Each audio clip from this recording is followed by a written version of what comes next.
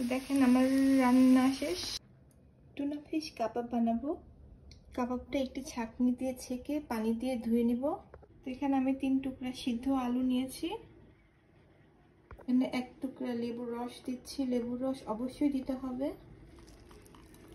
এখানে একটা মাছের আকারে ডিম দিয়ে দিব। পেঁয়াজ, তারপর লবণ, জিরা গুঁড়া, আদা রসুন বাটা, স্বাদ মতো। এটা সব ভালো করে মাখিয়ে নিতে হবে। হালকাভাবে এটা ব্রাউন করে ভেজে নিতে হবে। তো দেখেন আমার রান্না শেষ। টুনা ফিশের কাবাবগুলো কত সুন্দর দেখা যাচ্ছে এবং খেতে মাশাআল্লাহ ইয়ামি ইয়ামি হবে আশা করি। দেখেন আজকে বাইরের ওয়েদারটা অনেক সুন্দর। কেনাকাটা করতে যাচ্ছে, অনেকে বাইরে ঘুরতে যাচ্ছে।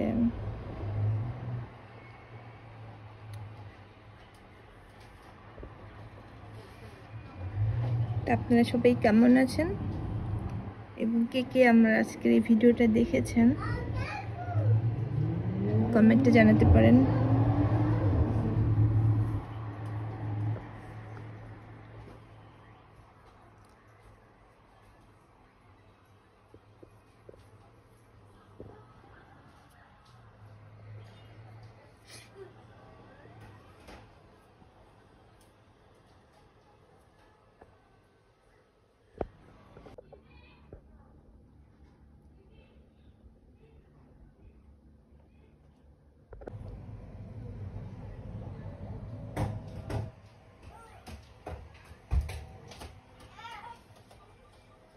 এটা হচ্ছে একটা তুর্কিশ মহল্লা। এখানে অনেক মুসলিম থাকে, প্লাস এখানে যতগুলো দোকান আছে সব হচ্ছে মুসলমান, মানে মুসলিম দোকান। রেস্টুরেন্ট আছে অনেক বড় বড়। আমরা এখানে সবসময় যাই। কি বাবা? Hier war irgendwo ein kleiner Spindel. কোথায়? এখানে। তুমি ভয় পাও মাকড়সাকে? আমি ভয় পাই না। কেন? এমনি।